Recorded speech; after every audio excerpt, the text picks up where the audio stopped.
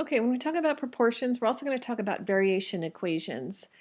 And when we're talking about a variation equation, you have a constant in that equation. So just to give you an example of a variation equation you've probably seen a lot, that's the area of a circle is pi r squared.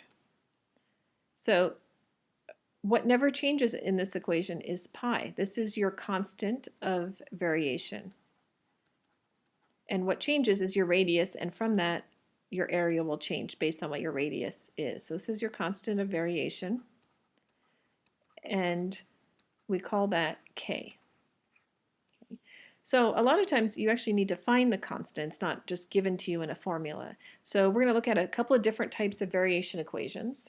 The first one says y varies directly with x. So that means they have a direct relationship.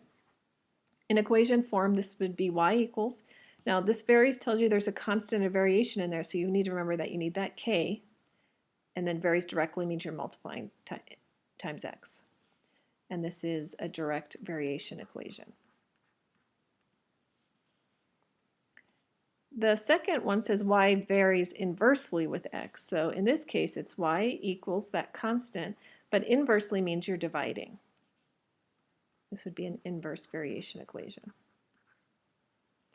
The next two, it says example because there's many different types, but I just gave you an example to show you that you could have more than one variable. So one example here is y varies jointly with x and z. There is no word inversely here, so this is just multiplication. So y equals, again, the k, and then xz. So there's many different types of joint variation equations. You just need to read what it's telling you the equation would be.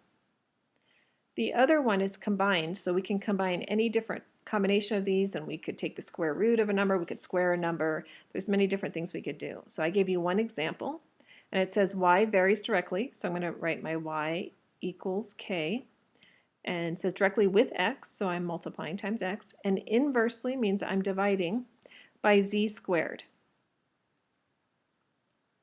And that's my equation.